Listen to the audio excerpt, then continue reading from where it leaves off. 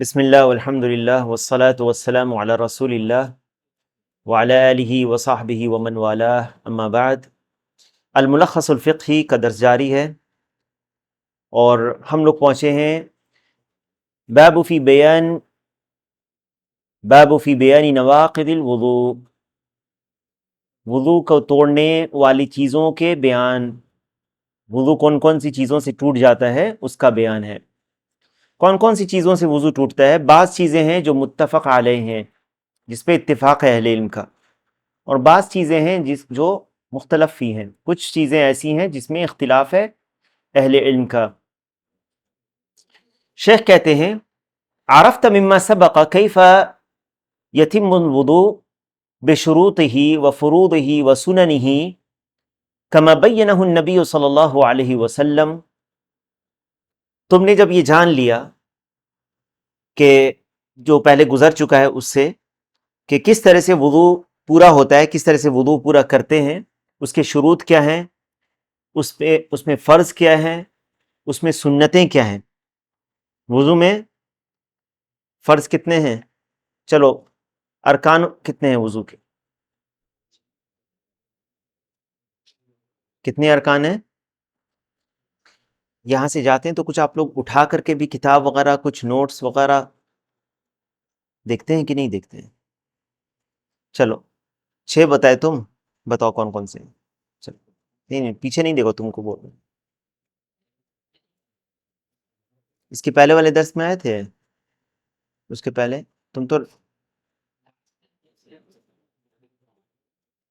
یہ کوئی بہانہ نہیں ہے، نہیں آئے تھے، ریکارڈنگز موجود ہیں۔ چلو تم بتاؤ، تم بتاؤ۔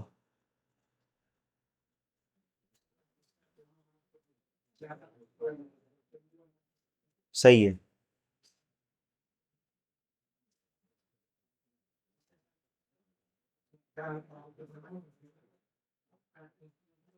بہت اچھا۔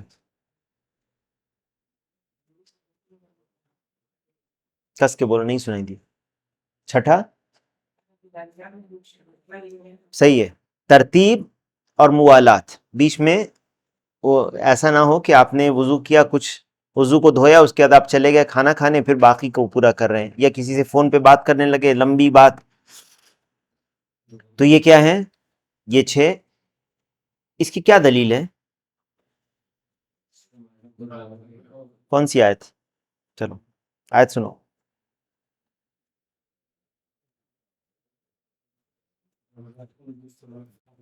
کیا پھر سے؟ تم سنو۔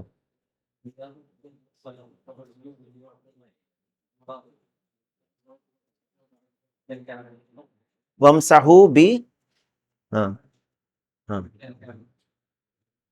اس میں ترتیب ہے، اس میں کیا ہے؟ اس میں اعضاء کا ذکر ہے، 4 اعضاء کا ذکر ہو گیا۔ چہرہ، جس میں کلی اور ناک میں پانی ڈالنا، یہ سنت سے پتہ چلتا ہے، چہرے میں یہ شامل ہے۔ فَاغْسِلُوا وُجُوهَكُمْ وَأَيْدِيَكُمْ إِلَى الْمَرَافِقِ، کہنیوں سمیت ہاتھ دھونا ہے۔ وَامْسَحُوا بِرُؤُوسِكُمْ وَأَرْجُلَكُمْ إِلَى الْكَعْبَيْنِ، یہ 4 ہو گئے۔ 5واں ترتیب کی کیا دلیل ہے؟ ترتیب فَامْسَحُوا اذا قمتم الى الصلاة فاغسلوا وجوهكم وايديكم الى المرافق وامسحوا برؤوسكم وارجلكم الى الكعبين۔ تو یہ ترتیب کی دلیل ہے۔ کیسے پتہ یہ ترتیب کی دلیل ہے؟ کیونکہ اللہ تعالیٰ نے مغسولات کے بیچ میں جن اعضاء کو دھویا جاتا ہے ان کے بیچ میں مسح والے عضو کو شامل کیا ہے، ٹھیک ہے؟ اس لیے یہ ترتیب کی دلیل ہے، کیونکہ یہ مسح کرنے والے، جو سر پہ مسح کرنا، یہ مغسولات کے بیچ میں ہے کہ نہیں، ہاتھ کو دھوتے ہیں، پاؤں کو دھوتے ہیں، بیچ میں مسح، تو یہ ترتیب کی یہ دلیل ہے، ٹھیک ہے؟ اور موالات یعنی پے در پے ہونا، اور اس کی دلیل یعنی ایسا نہ ہو، ترتیب ہو گیا، ترتیب تو ہو گیا، موالات یعنی پے در پے ہونا، ایسا نہ ہو کہ آپ نے لمبا ایک گیپ چھوڑ دیا اور پھر آپ کیا دلیل ہے اس کی؟ کہ اگر کسی نے وضو کیا اور پھر وہ کسی اور کام میں لگ گیا یہاں تک کہ اس کا پہلا وضو سوکھ گیا، تو کیا وہ آگے دوسرا ہاتھ دھو کر وہاں سے جاری کر سکتا ہے وضو؟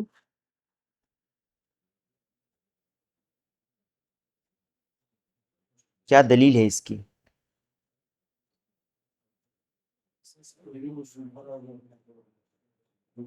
جو ایڑی سوکھی ہوئی تھی تو اللہ کے نبی صلی اللہ علیہ وسلم نے کیا کہا؟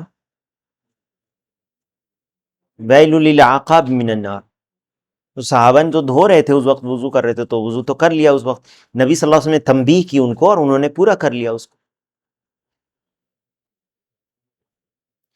لمعہ والی حدیث، نبی صلی اللہ علیہ وسلم نے ایک شخص کو دیکھا جو نماز پڑھ رہا تھا جس کے پاؤں کا حصہ ایک سوکھا ہوا تھا، تو کہا کہ دوبارہ وضو کر کے نماز پڑھ دہرانے کے لیے، یہ نہیں کہا صرف پاؤں دھو لینے کے لیے، کیونکہ عرفاً یہ کہا جائے گا کہ اگر اتنا لمبا وقفہ ہو گیا ہے تو پھر وہ وضو آپ کو پھر سے کرنا پڑے گا.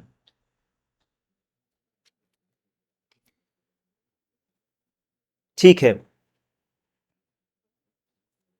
تو جب آپ نے یہ سیکھ لیا کہ کیسے وضو کرنا ہے اس کے شروط کے ساتھ، فرض اور اس کی سنتیں بیان ہو گئیں جیسے کہ نبی صلی اللہ علیہ وسلم نے بیان کیا تھا، فَكُنْتَ بِحَاجَةٍ إِلَى مَعْرِفَةِ مَا يُفْسِدُ هَذَا الْوُضُوءَ وَيَنْقُضُهُ. تو اب آپ کو ضرورت ہے اس چیز کو سمجھنے کی کہ وہ کون سی چیزیں جو اس وضو کو توڑ دیتی ہیں یا اس کو ختم کر دیتی ہیں. لِأَلَّا تَسْتَمِرْ عَلَى وُضُوءٍ قَدْ بَطَلَ حُكْمُهُ. تاکہ آپ جان لیں گے تو آپ کو یہ پتہ ہو جائے گا کہ کن چیزوں سے آپ کا وضو ٹوٹتا ہے، تاکہ آپ وہ کام نہ کریں. اگر آپ نے وہ کام کیا ہے جس سے وضو ٹوٹ جاتا ہے تو آپ ایسی حالت میں نماز نہ پڑھیں اور یہ نہ سمجھیں کہ آپ کا وضو ہے. کیا قد بطل نا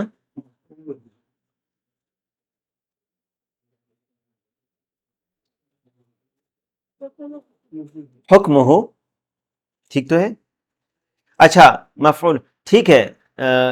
اس میں میرے والے نسخے میں یہی میں نے کہا کہ بعض جگہوں پر کہیں کہیں پر اختلاف نسخے میں نظر آ رہا ہے.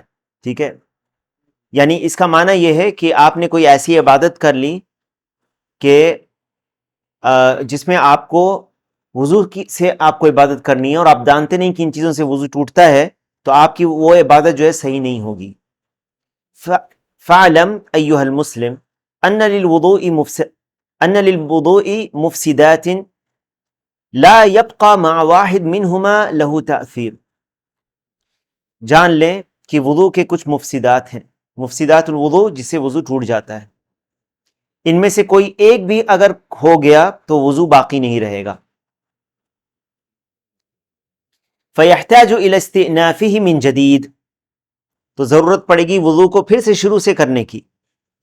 عند ارادته، جب آپ ارادہ کریں گے یا جو کوئی شخص ارادہ کرتا ہے، مزاولۃ عمل من الاعمال التي يشرع لها الوضوء، جس عمل کو کرنے کے لیے وضو مشروع ہے جیسے صلاح، قرآن کو چھونا، تو اس کے لیے آپ کو پھر وضو کرنے کی ضرورت ہوگی. وهذه المفسدات تسمى نواقض وتسمى مبطلات والمعنى واحد. کہیں پہ آپ سنیں گے نواقض الوضو، وضو کو توڑنے والی چیزیں، کہیں پر مبطلات الوضو ہوگا، وضو کو ختم کرنے باطل کرنے والی چیزیں، اور ایک ہی معنی ہے دونوں کا. وهذا المفسدات او النواقض او المبطلات امور، یہ وہ چیزیں ہیں عینها الشارع، جو شارع نے یا اللہ اور رسول نے بتایا ہے، وهي علل تؤثر في اخراج الوضوء عما هو المطلوب منه، وهي اما احداث تنقض الوضوء بنفسها، بعض ایسی چیزیں جو وضو کو توڑ دیتی ہیں، خود وہ چیز ہونے سے وضو ٹوٹ جاتی ہے. کالبول، بول جیسے پیشاب کا خارج ہو جانا، کالبول والغائط وسائر الخارج من السبیلین، یہ سب سے پہلی چیز. اور آگے پوائنٹس میں شیخ نے بیان کیا ہے، اس لیے اگر سبیلین سے کچھ خارج ہو جائے، سبیلین سے کچھ خارج ہو جائے. جب سبیلین کہا جائے تو اس سے مراد ہے شرمگاہ، راستے، شرمگاہ کے جو راستے ہیں، آگے کی شرمگاہ ہو یا پیچھے کی شرمگاہ ہو.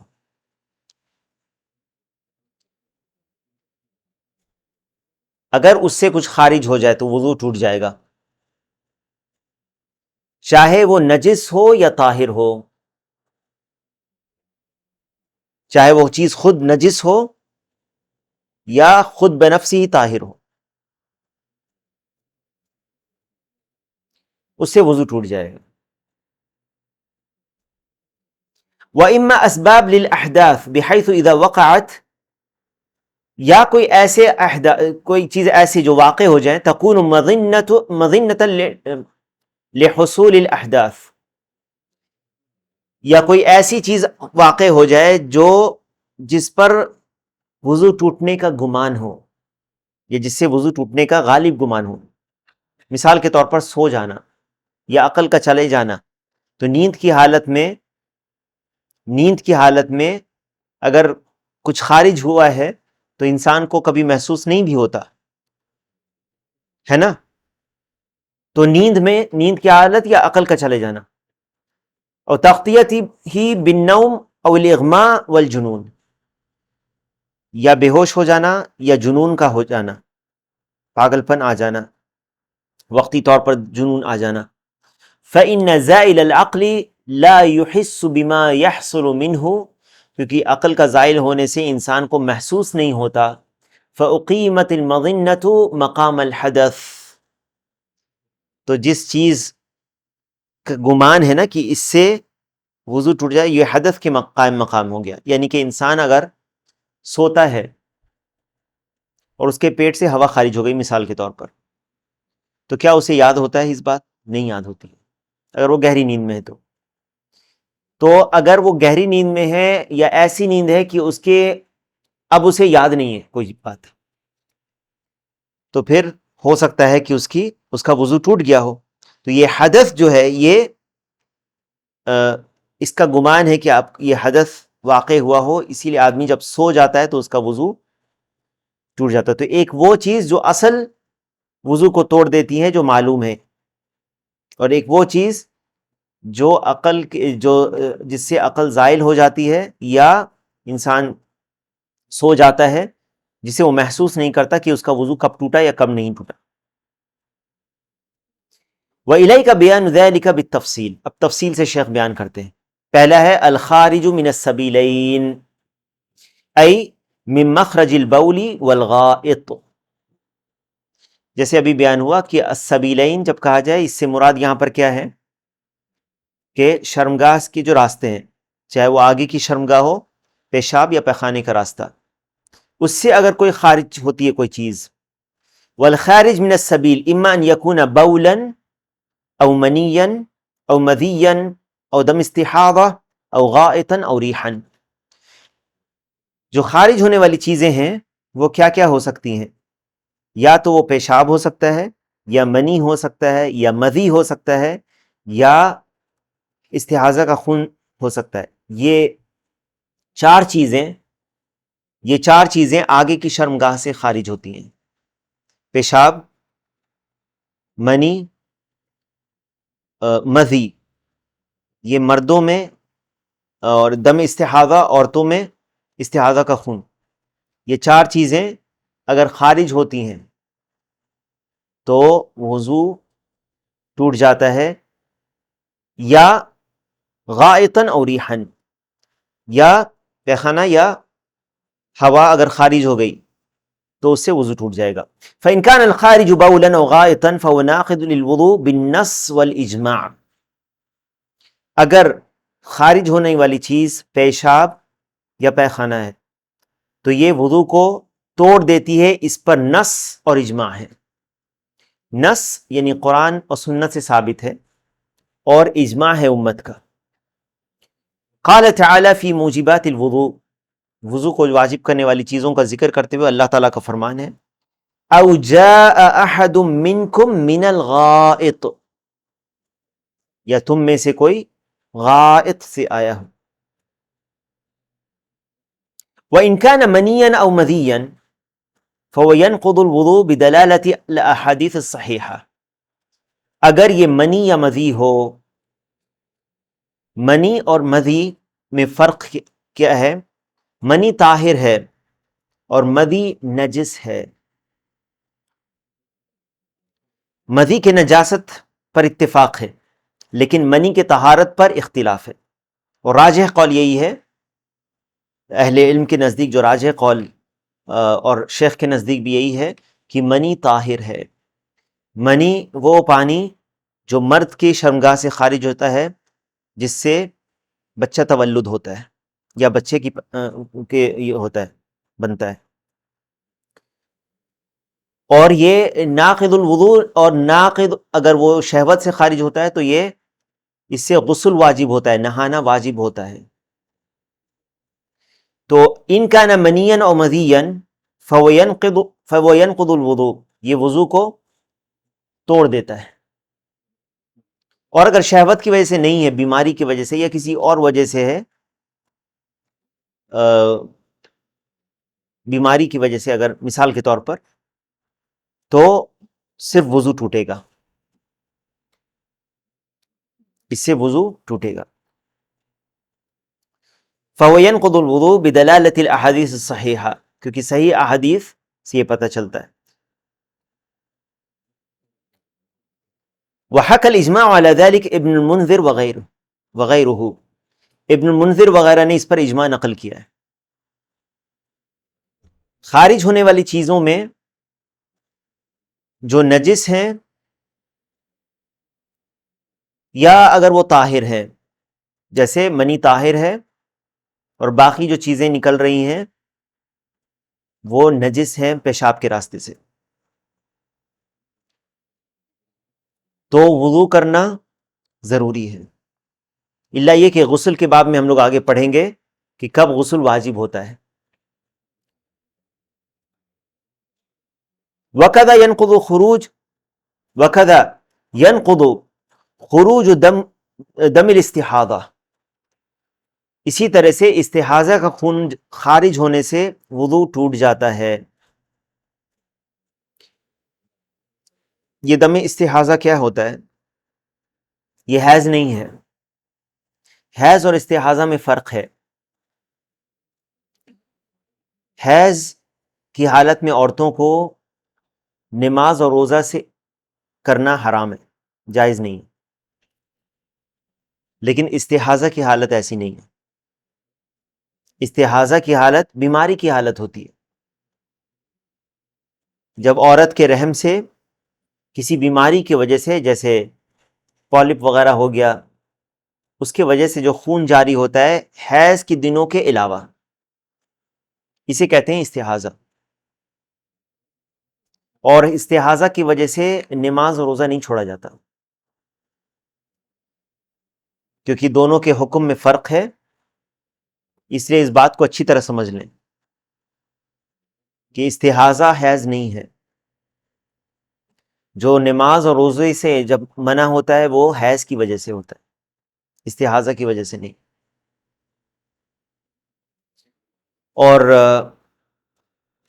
استحاضہ اور حیض میں فرق ہے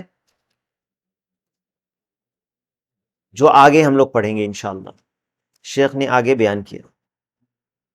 جی ہاں بالکل، روزہ اور نماز استحاضہ کی حالت میں کر سکتی عورت، کرے گی، برخلاف حیض کی حالت میں جس میں اس کو روزہ اور نماز نہیں کرنی ہے. البتہ روزے کی قضا کرے گی، نماز کی قضا نہیں کرے گی.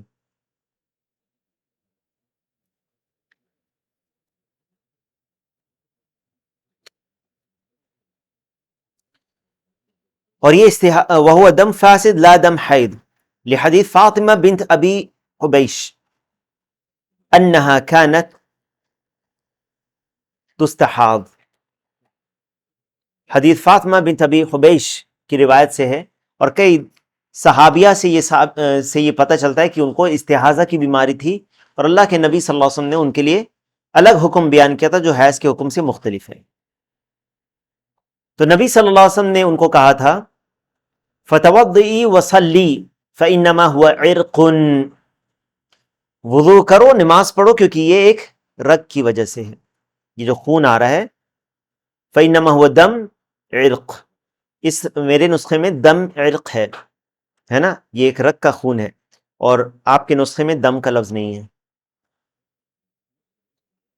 ہے دم کا لفظ ہے؟ اچھا، تو استحاضہ جس عورت کو ہوتا ہے اس کو ہر وقت کی نماز کے لیے وضو کرنا ہوگا، تجدید کرنا ہوگا وضو کو ہر وقت کے لیے، یعنی اگر وہ خون جاری رہتا ہے یہ مشقت ہے اس کے لیے، تو جب وقت شروع ہو تو وہ صفائی کرے اور اپنی شرمگاہ پہ کچھ ایسی چیز رکھ لے جس کی وجہ سے خون نہیں بہے، اور اس کے بعد وضو کرے، اور وہ نماز پڑھ سکتی ہے اور ہر وہ عبادت کر سکتی ہے جو وضو کی حالت میں کی جاتی ہے، الا یہ کہ کوئی دوسری وجہ سے اس کا وضو ٹوٹ جائے، الا یہ کہ کوئی دوسری وجہ سے اس کا وضو ٹوٹ جائے، تو یہ وضو باقی رہے گا کب تک؟ اگلی نماز کے وقت تک۔ مثال کے طور پر ظہر کے وقت اس نے وضو کیا وقت کے داخل ہونے کے بعد، تو یہ وضو کر کے یہ وضو باقی رہے گا اس کا یہاں تک کہ عصر کا وقت آ جائے، تو عصر کے وقت میں وہ پھر سے وضو کرے گی، لیکن دوسری وجہ سے وضو ٹوٹتا ہے تو پھر وضو کی تجدید اس کو اسی وقت بھی کرنی پڑے گی۔ اس حدیث کو ابو داؤد اور الدارقطنی نے روایت کیا، وقال اسناد، اس کی جو سند ہے اسناد کلہم ثقات، وکذا ينقض الوضوء خروج الریح بدلالة الاحادیث الصحیحہ، جو ریح ہے ہوا، یہ کیا طاہر ہے یا نجس ہے؟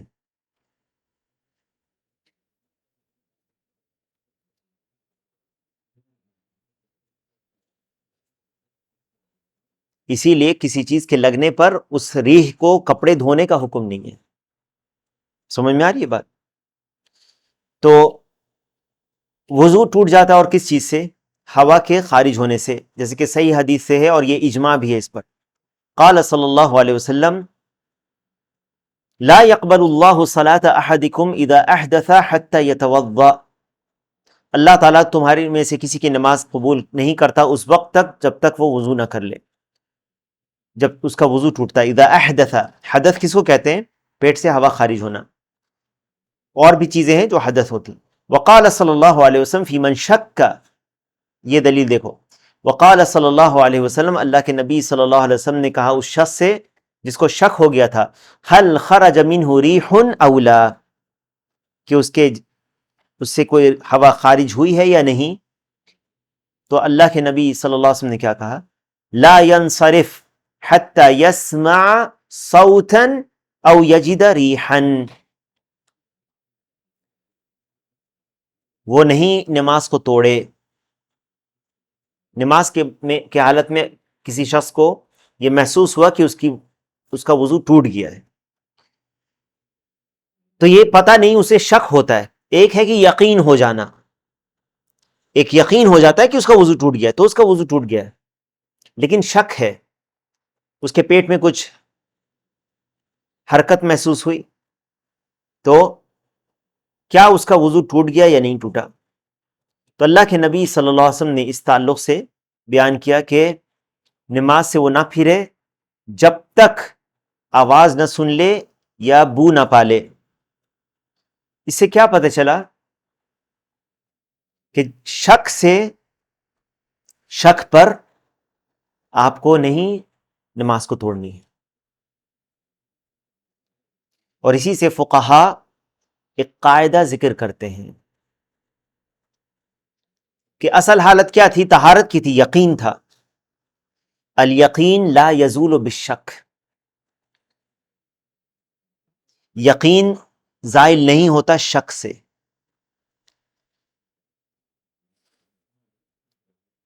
وَأَمَّا الْخَارِجْ مِنَ الْبَدَنِ مِنْ غَيْرِ السَّبِيلَيْنِ كَالدَّمْ وَالْقَيْءِ وَالرُّعَافِ،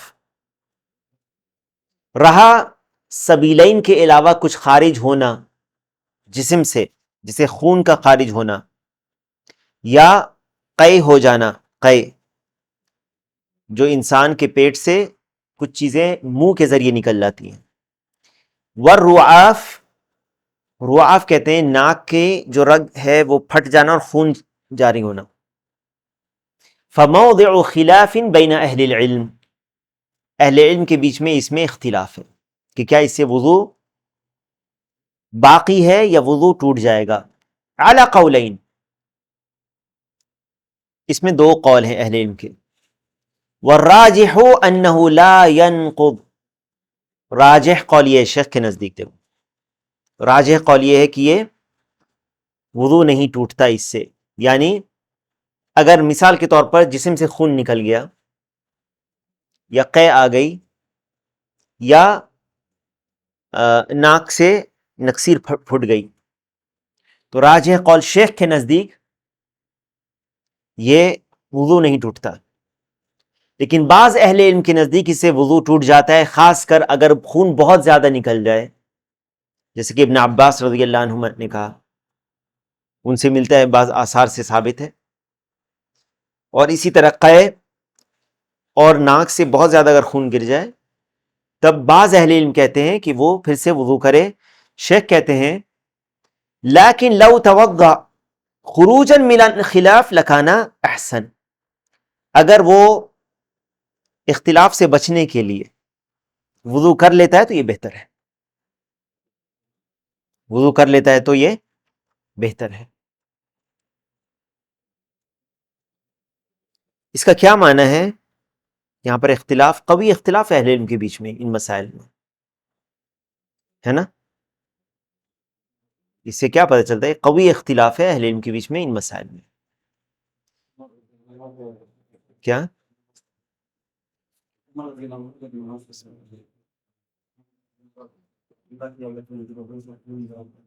یہ دلیل اس کی نہیں ہو سکتی ہے. یہ دلیل اس سے نہیں ہو سکتی ہے کہ عمر رضی اللہ عنہ کو جب خنجر لگا تو خون جاری تھا، اور مجبوری کی حالت میں اگر خون جاری ہے تو نماز کا وقت اگر جانے والا ہے تو نماز تو پڑھیں گے ہی. مثال کے طور پر اگر کوئی شخص کو سلس البول یعنی پیشاب کے قطرے گرتے رہتے ہیں، اس کو بیماری ہوتی ہے، وہ وضو کرے گا، پیشاب کے قطرے گرتے بھی رہیں گے بیماری کی وجہ سے، تو اس کا وہ حکم ہے جیسے استحاضہ کا حکم ہے. کہا جا سکتا ہے کہ یہ دلیل، بعض اہل علم کہتے ہیں اس کے بارے میں کہ عمر رضی اللہ عنہ کو جب خنجر لگا تو خون جاری تھا، انہوں نے نماز پڑھی. لیکن یہ کہا جا سکتا ہے کہ جب خون جاری تھا، وہ رک نہیں رہا تھا، تو نماز تو انہوں نے وقت پہ پڑھی کیونکہ نماز تو پڑھنی تھی. ٹھیک ہے. اسی لیے بعض سلف یا صحابہ سے ثابت ہے، یا غالباً یا ابن عباس رضی اللہ عنہ سے ہے، خون اگر بہت زیادہ گر جائے، بہہ جاتا ہے، تو وضو کرو، وضو کرنے کے لیے. تو بعض سلف نے کہا ہے اس بات کو. تو یہاں پر اختلاف قوی اس لیے ہے، ہم دیکھیں گے کہ بعض جگہوں پر اختلاف ہے، لیکن ہم کہتے ہیں کہ نہیں، وہاں پر دلیل بالکل واضح ہے، تو ایک ہی مسئلہ وہاں پر صحیح ہوگا جس میں دلیل بالکل واضح ہے. جیسے اونٹ کا گوشت کھا کر، اونٹ کا گوشت کھانے سے وضو ٹوٹ جاتا ہے، یہ مسئلہ حنابلہ کے ہاں ہے، لیکن ائمہ ثلاثہ کے ہاں وہ کہتے ہیں کہ نہیں ٹوٹتا. یہ صحیح مسئلہ ہے کیونکہ جابر بن عبداللہ رضی اللہ عنہ نے روایت کیا، مسلم کی حدیث ہے جو آگے آئے گی انشاءاللہ. واضح ہے؟ ٹھیک ہے. کہتے ہیں من النواقض زوال العقل او تغطیت، عقل کا چلا جانا یا عقل کے اوپر منت پڑ جانا یا نیند آ جانا یا بے ہوش ہو جانا، یہ سب بھی ہے. زوال العقل کتنے طرح سے عقل زائل ہو جاتی ہے؟ یکون بالجنون، جنون کی وجہ سے ہو سکتی ہے، پاگل پن کی وجہ سے. ونحوہ، اس میں وہ بھی شامل ہے کہ کسی کو انستھیسیا دیا گیا ہو، کسی کو انستھیسیا دیا گیا ہو جس سے عقل اس کی چلی گئی، بے ہوش ہو گیا. وتغطیتہ تکون بالنوم او الاغماء ونحوہما، عقل کے اوپر پردہ پڑ جاتا ہے، کب سویا ہوا ہے اس کو یاد نہیں ہے، کچھ آس پاس کیا ہو رہا ہے نہیں پتہ چلتا ہے، یا بے ہوش ہو جاتا ہے. فمن زال عقله او غطی بنوم ونحوه، کس کی اگر اس کی عقل چلی گئی یا اس پر پردہ پڑ گیا نیند یا کسی اور وجہ سے، انتقض وضوءه، اس کا وضو ٹوٹ گیا، کیونکہ یہ مظنہ ہے حدث کے خارج ہونے کا۔ اب یہ گمان ہے کہ اس کا وضو ایسے بھی حدث ہو گیا ہو اسے، وَهُوَ لَا يُحِسُّ بِهِ، اور اسے اس کا احساس بھی نہیں ہوا، وَهُوَ لَا يُحِسُّ بِهِ إِلَّا يَسِيرُ النَّوْمِ، الا یہ کہ ہلکی اونگ ہو، ہلکی نیند ہو، یعنی انسان جس میں بیٹھ کر اونگ لے، اسے ضرورت نہیں پڑتی کہ وہ ٹیک لگا کے، ہاں آس پاس لوگ بات کر رہے ہیں کچھ آواز آ رہی ہے اس کو، ایسا نہیں کہ وہ بالکل خراٹا لے کر سو رہا ہے، گہری نیند، جیسے بعض لوگ جمعہ کے خطبے کے دوران سوتے ہیں، اب ان کو جمعہ کے خطبے کے دوران بنا بھی نہیں کر سکتے کہ مت سو، سنا ہے کہ نہیں جمعہ کے خطبے کے دوران، اللہ المستعان، خراٹے لیتے ہیں لوگ۔ فإنه لا ينقض الوضوء، ہلکی نیند سے وضو نہیں ٹوٹتا۔ پھر اہل علم کا اس میں اختلاف ہے، کتنی ہلکی نیند، کیا ٹیک لگا کے سونے سے نیند آئے گی، ٹوٹ جائے گی، لیٹ کر کے ہلکی نیند اگر آ گئی، یا آپ نے ٹیک نہیں لگایا، اس میں اہل علم کا اختلاف ہے۔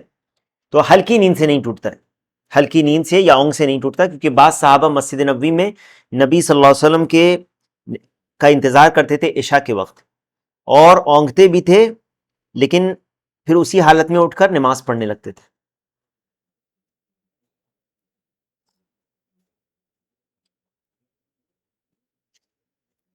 تو ہلکی نیند سے وضو نہیں ٹوٹتا۔ فإنه لا ينقض الوضوء لأن الصحابة رضی اللہ عنہم كان يصيبهم النعاس، کیونکہ صحابہ کو اونگ آتی تھی، وهم ينتظرون الصلاة، نماز کے وہ انتظار میں ہوتے تھے۔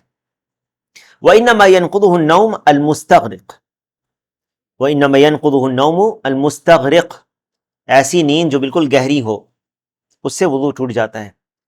جمعا بین الادلہ، ادلہ کو، دلائل کو جب جمع کرتے ہیں تو یہی بات سمجھ میں آتی ہے۔ تیسری بات، من نواقض الوضوء اکل لحم الابل، اونٹ کا گوشت کھانا، اونٹ کے گوشت کھانے سے وضو ٹوٹ جاتا ہے۔ شیخ کہتے ہیں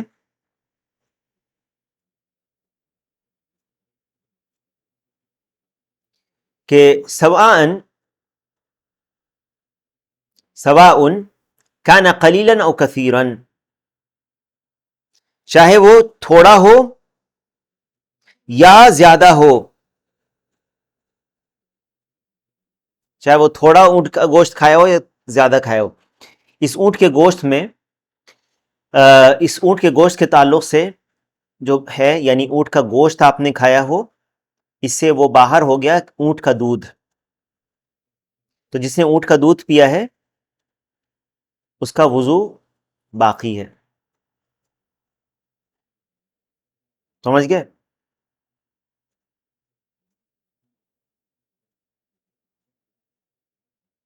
کیا وجہ ہے اس کی؟ بکری کا گوشت بھی گوشت ہے، حلال ہے، اونٹ کا گوشت بھی گوشت ہے، حلال ہے، بکری کا گوشت کھا کر وضو کرنا واجب نہیں ہے، اونٹ کا گوشت کھا کر وضو کرنا نماز پڑھنے سے پہلے واجب ہے۔ کیا وجہ ہے؟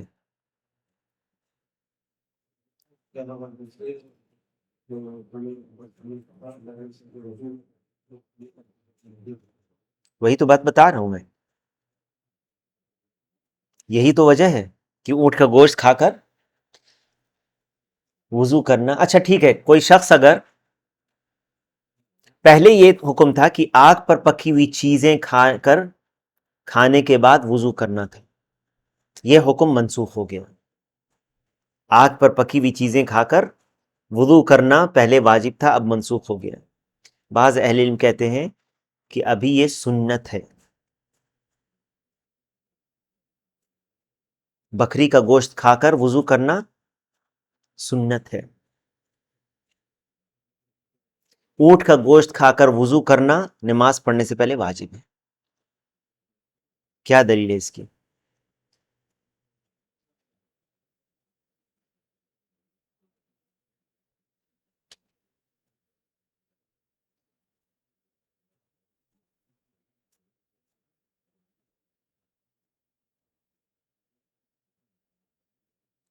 یہ وجہ ضروری نہیں ہے جاننا، یاد رکھیں اس بات کو.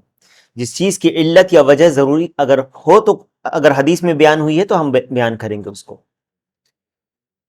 لیکن کیا اگر وجہ نہیں معلوم ہے تو ہم کہیں گے یہ تعبدی ہے. جیسے سو کر اٹھنا، رات کے سو کر اٹھنے سے پانی میں ہاتھ ڈالنے سے پہلے 3 مرتبہ ہاتھ دھونا واجب ہے، ضروری ہے. لیکن دن میں بھی آدمی سوتا ہے، سونا تو سونا ہے، لیکن دن میں اٹھ کر کوئی آدمی پانی میں ہاتھ ڈالے گا تو وہ پانی کا حکم کچھ بدلتا نہیں ہے، وہ پانی پاک ہے. یا وہ منع نہیں ہے کوئی وہ پانی میں ڈال کر وہ کلی کرے ہاتھ ڈال کر. لیکن رات میں اگر وہ سوتا ہے تو کہا جائے گا تم کو ہاتھ دھونا ہے اس سے پہلے کہ تم پانی میں ہاتھ ڈالو. تو پانی کو الگ سے لو اور ہاتھوں کو دھو اس سے پہلے کہ تم پانی کو لے کر وضو کرو. دن میں ہم یہ نہیں کہتے، جبکہ دن اور رات دونوں میں سونا ہے کہ نہیں سونا، کیونکہ یہ تعبدی ہے. ٹھیک ہے، تعبدی. تو بعض اہل علم کہتے ہیں کہ یہ اونٹ کے گوشت کھانے کے تعلق سے یہ تعبدی ہے. کیا عبادت کے طور پر آپ کو اس کی علت نہیں معلوم ہے، اس کو بیان نہیں کیا گیا ہے.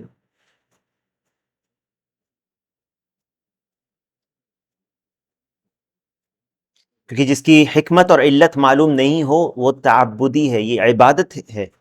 جس کے علت اور حکم اس پر قیاس نہیں کریں گے کہ بکری کے گوشت کھانے پر وضو نہیں ہے واجب، تو اونٹ کا گوشت کھانے پر کیوں کر رہے ہیں، قیاس نہیں کر سکتے اس پر.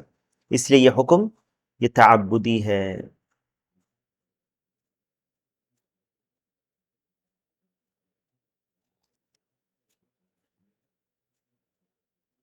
اس کی دلیل کیا ہے؟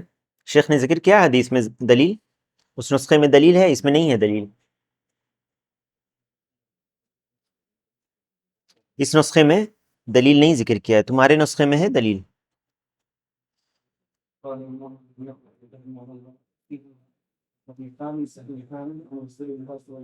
نہیں، نہیں دیا، دلیل نہیں ہے. بلکہ اللہ کے نبی صلی اللہ علیہ وسلم نے کہا توضؤ من لحوم الابل ولا توضؤ من لحوم الغنم. توضؤ من لحوم الابل، اونٹ کے گوشت کھا کر وضو کرو، اور بکری کے گوشت کھا کر وضو مت کرو. کس لیے؟ واجب نہیں وضو کرنا. ٹھیک ہے،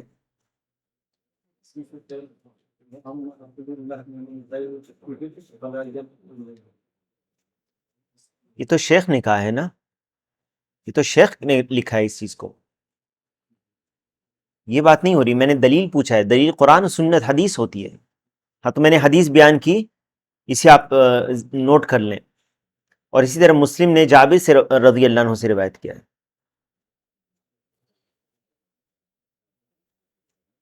توضؤ من لحوم الابل ولا توضؤ من لحوم الغنم. اور کسی نے پوچھا اللہ کے رسول صلی اللہ علیہ وسلم سے انتوضؤ من لحوم الابل، کیا ہم اونٹ کے گوشت کھا کر وضو کریں؟ قال نعم، ہاں. پھر پوچھا انتوضؤ من لحوم الغنم، کیا ہم بکری کا گوشت کھا کر وضو کریں؟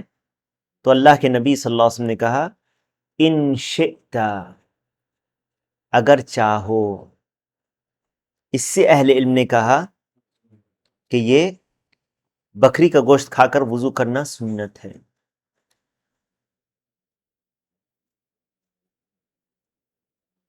ٹھیک ہے،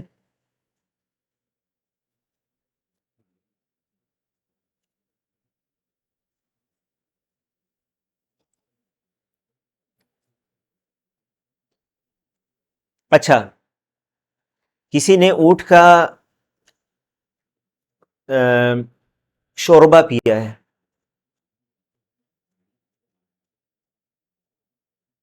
نہاری کا شوربہ کسی نے پیا، گوشت نہیں کھایا ہے، وضو کا کیا حکم ہے؟ ہاں؟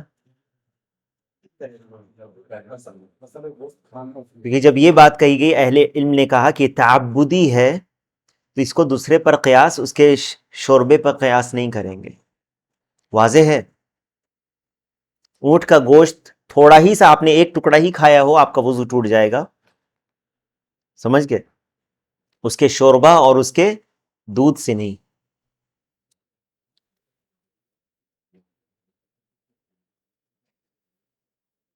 کیونکہ اس کے تعلق سے حدیثیں آئی ہیں، لصحت الحدیث فیہ عن رسول اللہ صلی اللہ علیہ وسلم وصراحت. قال الامام احمد رحمہ اللہ، امام احمد رحمہ اللہ کہتے ہیں فیہ حدیثان صحیحان عن رسول اللہ صلی اللہ علیہ وسلم، اس تعلق سے نبی صلی اللہ علیہ وسلم سے دو صحیح حدیثیں مروی ہیں.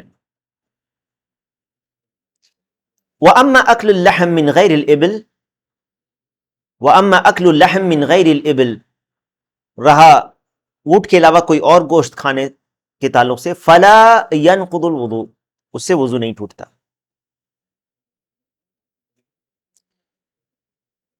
سمجھ میں آ رہی بات؟ تو بکری کا گوشت کھانے سے وضو نہیں ٹوٹتا، تو بکری کا گوشت کھا کر آپ ویسے ہی نماز پڑھ سکتے ہیں. اگر آپ وضو سے تھے آپ کا وضو نہیں ٹوٹتا. وَهُنَاكَ أَشْيَاء قَدْ اخْتَلَفَ الْعُلَمَاء فِيهَا هَلْ تَنْقُضُ الْوُضُوءَ أَمْ لَا، بعض چیزیں ایسی ہیں جس میں علماء کا اختلاف ہے کیا اس سے وضو ٹوٹتا ہے کہ نہیں. وَهِيَ، اور یہ ہے مَسُّ الذَّكَرِ، شرمگاہ کو ہاتھ لگانا. شرمگاہ کو ہاتھ لگانے سے مراد آپ کی ہتھیلی لگی ہو، ٹھیک ہے، شرمگاہ کو چھونا.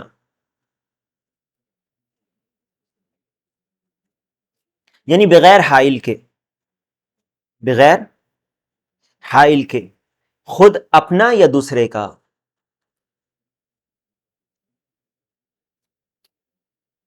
تو جیسے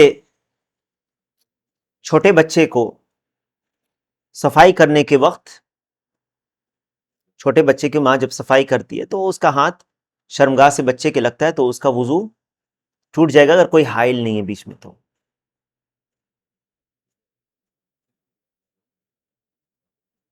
اسی طرح اگر کوئی ڈاکٹر یا ٹیسٹ کرنے والا مریض کا علاج کر رہا ہے اور کوئی حائل نہیں ہے بیچ میں تو اس سے وضو ٹوٹ جائے گا، گرچہ اس کے علاوہ کسی اور چیز سے وضو نہیں ٹوٹا ہو. ٹھیک ہے، اس قول کے مطابق، گرچہ اس میں دوسرا بھی قول اہل علم کا ہے یا دوسری بھی حدیث ہے، لیکن یہاں پر شیخ نے جو ذکر کیا ہم اسی پر اکتفا کریں گے. وَمَسُّ الْمَرْأَةِ بِشَهْوَةٍ، پھر شیخ آگے بیان کریں کہ یہ جو اختلاف ہوا ہمیں کیا کرنا چاہیے. بعض اہل علم کہتے ہیں کہ اگر خود اپنے شرمگاہ کا یا شرمگاہ کو چھوا ہے یا ہاتھ لگ گیا ہے تو وضو نہیں ٹوٹتا، بلکہ وضو کرنے کا جو ہے وہ مستحب ہے، جیسے کہ شیخ الاسلام ابن تیمیہ کہتے ہیں. دوسری چیز مس المرأة بشہوہ، عورت کو شہوت کے ساتھ چھونا، اس میں بھی اختلاف ہے. عورت کو محض شہوت کے ساتھ چھونے سے وضو نہیں ٹوٹتا ہے، الا یہ کہ اس کے جسم سے شہوت کی وجہ سے کچھ خارج ہو. وتغسیل المیت، میت کو غسل دینا. والردت عن الاسلام، اسلام سے مرتد ہونا. فمن العلماء، یا اسلام سے مرتد ہونے کے بعد واپس اسلام اس نے قبول کر لیا، ٹھیک ہے، تو کیا کہیں گے اس کو؟ تم وضو کرو. جو مشہور ہے مذہب میں وہ ہے کہ اس کو پھر سے وضو کرنے کا حکم دیں گے، مذہب یعنی حنابلہ کے مذہب میں. فمن العلماء من قال، بعض علماء جو ہیں وہ کہتے ہیں ان کل واحد من هذه الاشیاء ينقض الوضوء، ان میں سے ساری چیزیں وضو توڑ دیتی ہیں. ومنهم من قال لا ينقض الوضوء، اس سے وضو نہیں ٹوٹتا. والمسألة محل نظر و اجتہاد، یہ نظر اور اجتہاد کے یعنی یہ مسائل جو ہیں اس میں دلائل ہیں کچھ، یا صحابہ کے آثار سے کچھ پتہ چلتا ہے، لیکن اس میں دو طرح کے دلائل ملتے ہیں جس سے یہ مختلف ہی مسائل میں سے ہو گیا ہے. شیخ کہتے ہیں اب کیا کرنا چاہیے. دیکھو یہی طریقہ شیخ بن باز نے بھی اختیار کیا، اور یہی انسان کو یعنی تقوی اور ورع کا یہ تقاضا ہے کہ یہ کرے. لیکن لو توضأ من هذه الاشیاء خروجا من الخلاف، اگر اختلاف سے بچنے کے لیے اگر یہ کر لے، وضو کر لے، لکان احسن، یہ زیادہ بہتر ہوگا. واضح ہے، سمجھ میں آ گئی بات؟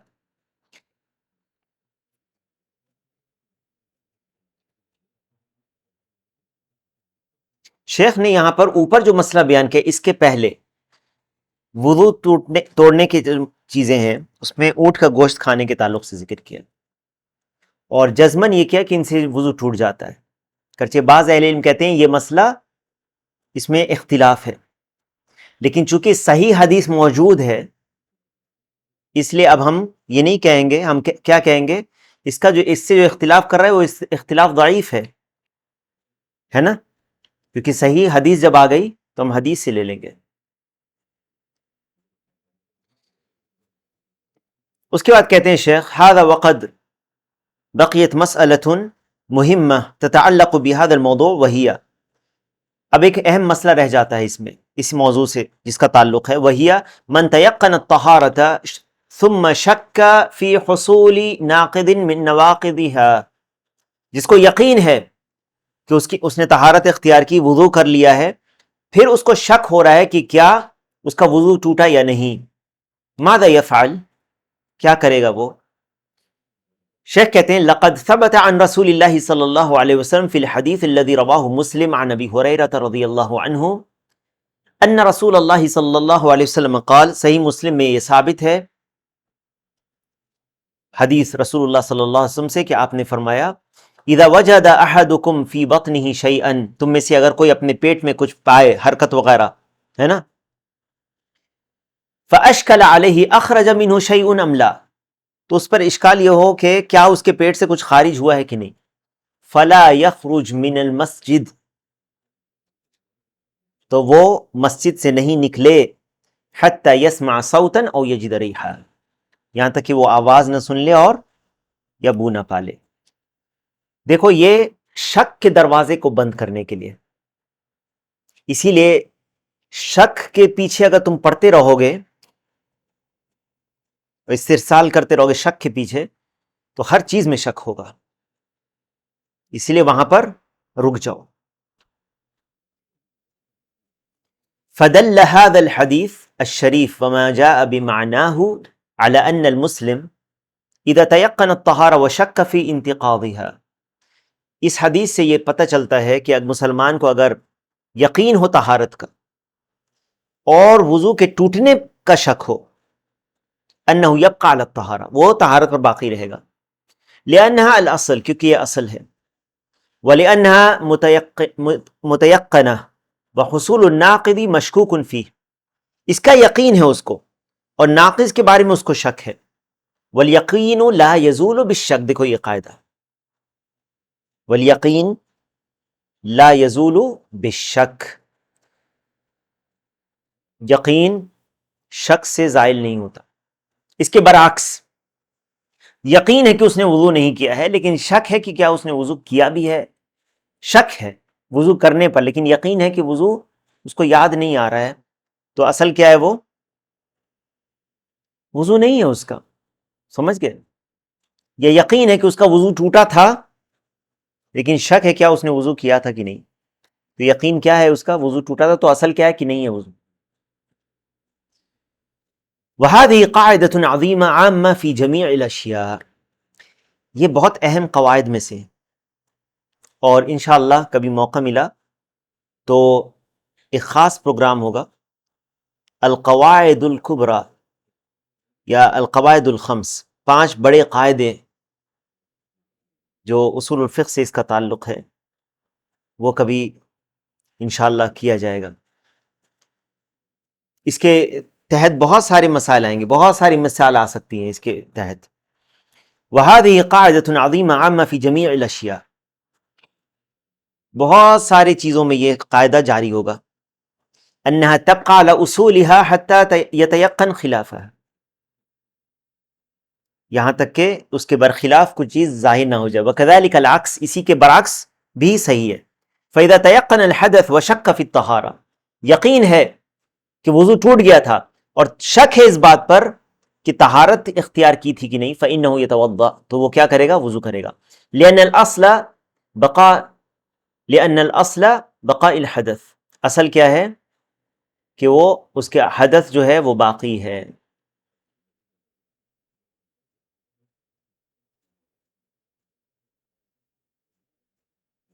لأن الأصل بقاء الحدث فلا يرتفع بالشک، شک سے نہیں ختم ہوتی.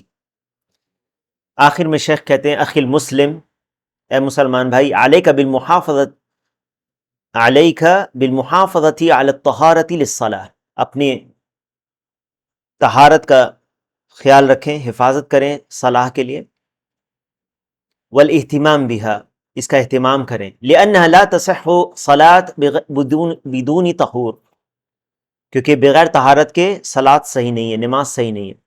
کما یجب علیک ان تحذر من الوسواس، جیسے واجب ہے آپ کے اوپر کہ آپ وسوسوں سے بھی بچیں. دیکھو دونوں طرف افراط و تفرید سے بچنا ہے. ایک طرف وسوسہ ہے بہت زیادہ، وضو پر وضو کیے جا رہے ہیں، صرف شک ہونے پر وضو کر رہے ہیں. وضو کے ایک شخص کہتا ہے کہ میں نے وضو کیا اور میں نے کلی کیا اور چہرے کو دھویا، پھر لگا کہ نہیں میرا وضو میں نے صحیح نہیں کیا، شروع پھر سے وضو کرتا ہے، پھر وہ ہاتھ دھوتا ہے، کبھی کہتا ہے پھر سے مجھے لگا کہ میں نے وضو صحیح نہیں کیا، پھر سے وہ، یہ پھر رکے گا نہیں، یہ رکے گا نہیں. اس طرح سے وسوسے کا مریض جو ہے کتنے کتنے پانی کو برباد کرتے ہیں اور کتنے زیادہ گھنٹوں تک وہ وضو کرتے رہتے ہیں، یہاں تک کہ پانی کی ٹنکی بھی ان کے وضو اور غسل سے خالی ہو جاتی ہے. یہ ایک طرح کی بیماری ہے، اور علم سے جتنی دور رہو گے اتنا زیادہ یہ سب مسائل آئیں گے. اور اس کا یہ معنی بھی نہیں کہ طہارت میں اتنا جلدی کیا کہ لاپرواہی کی جس کی وجہ سے آپ نے چھوڑ دیا جہاں پہ دھونا چاہیے یا اچھی طرح سے کرنا چاہیے، کیونکہ طہارت کے بغیر نماز نہیں ہے. جیسے کما یجب علیک ان تحذر من الوسواس وتسلط الشیطان علیک، اور شیطان مسلط ہونے سے آگاہ ہو جاؤ. بحیث یخیل الیک انتقاض طہارتک ویلبس علیک، خیال ڈالے گا کہ تمہاری تو طہارت ہی نہیں ہوئی، وضو کر لیا ہے پورا ٹھیک سے، اس کے بعد بھی نہیں ہوئی. ایک واقعہ شیخ ابن القیم رحمہ اللہ نے اغاثۃ اللہفان من مصائد الشیطان میں اس کو ذکر کیا ہے کہ ابن عقیل الحنبلی شیخ الحنابلہ کہلاتے ہیں، ان کے پاس ایک شخص آیا، اس نے کہا کہ میں نے 3 بار غسل کیا، مجھے لگتا ہے ابھی بھی کہ میرا غسل نہیں ہوا، یعنی میں نے پورے پانی میں غوطہ لگایا، غسل کیا، لیکن مجھے لگتا ہے کہ، تو انہوں نے کہا کہ تمہارے اوپر غسل نہیں ہے فرض، تمہارے اوپر غسل فرض نہیں ہے، روزہ نماز تمہارے اوپر نماز بھی. ایسا کیوں؟ انہوں نے کہا کہ جس نے 3 بار غسل کر لیا پورے پانی میں غوطہ لگا کر، اس کے باوجود بھی وہ یہ سمجھتا ہے کہ اس کا غسل نہیں ہوا، تو یہ شخص وہی ہو سکتا ہے جس کی عقل اب باقی نہیں رہی، اور ایسا شخص جس کی اب عقل نہیں ہے اس کے وہ مرفوع القلم ہے. تو ایسے شخص کے اوپر کیا نماز اور غسل اور روزہ ہے؟ تو شیطان ایسا نہ کرے کہ اتنا زیادہ تم وسوسے میں ڈال دے کہ تمہارے ساتھ یہ کھلواڑ کرنے لگے اور تمہارے اوپر عبادت کو اور مشکل بنا دے. تو شیخ کہتے ہیں کہ شیطان کے تسلط، حاوی ہونے سے بچو. جیسے وہ یہ خیال ڈالے گا کہ تمہاری طہارت نہیں رہی، فاستعذ باللہ من شرہ، اس کے شر سے اللہ کی پناہ مانگو. ولا تلتفت الی وساوسہ، مشکل یہ ہوتی کہ وسوسہ جب آتا ہے آدمی اس کے پیچھے پڑے تھا وہ کرنے لگتا ہے. اچھا وضو کیا آپ نے، مسح کیا ہے، پیر دھو رہے ہیں، آپ جب پاؤں دھونے لگیں گے تب آپ کو یاد آتا ہے پتہ نہیں مسح کیا کہ نہیں کیا. ٹھیک ہے، اگر یہ کبھی کبھار ہو گیا تو الگ بات ہے، لیکن بار بار یہ چیز آ رہی ہے، روزانہ یہ چیز ہو رہا ہے، تو آپ اس کو بالکل اس طرف دھیان نہ دیں، آپ وضو اپنا جاری رکھیں، کیونکہ اگر آپ پھر سے وضو کریں گے تو اگلی بار کوئی اور چیز میں آپ کو یاد بھلا دے گا کہ کیا آپ نے ہاتھ دھویا کہ نہیں دائنا ہاتھ. سمجھ میں آ رہی ہے بات؟ تو یہ عبادت آپ کے اوپر اور شاق ہونے لگے گی، مشکل ہونے لگے گی.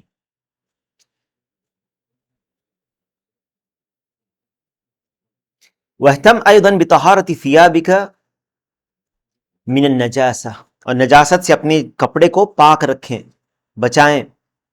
لِتَكُونَ صَلَاتُكَ صَحِيحَةً وَعِبَادُكَ مُسْتَقِيمَةً، اور تمہاری نماز صحیح ہو، عبادت تمہاری صحیح ہو. فَإِنَّ اللَّهَ سُبْحَانَهُ وَتَعَالَى يُحِبُّ التَّوَّابِينَ وَيُحِبُّ الْمُتَطَهِّرِينَ، اللہ تعالیٰ توبہ کرنے والے اور پاک طہارت اختیار کرنے والوں سے محبت کرتا ہے. وفقنا اللہ جمیعا للعلم النافع والعمل الصالح، آمین یا رب العالمین. اللہ تعالیٰ ہم سب کو علم نافع اور عمل صالح کی توفیق عطا فرمائے. اللہ تعالیٰ ہم سب کے گناہوں کو بخش دے. اللهم اغفر لجميع المؤمنين والمؤمنات والمسلمين والمسلمات الأحياء منهم والأموات. سبحانك اللهم وبحمدك أشهد أن لا إله إلا أنت أستغفرك وأتوب إليك والحمد لله رب العالمين.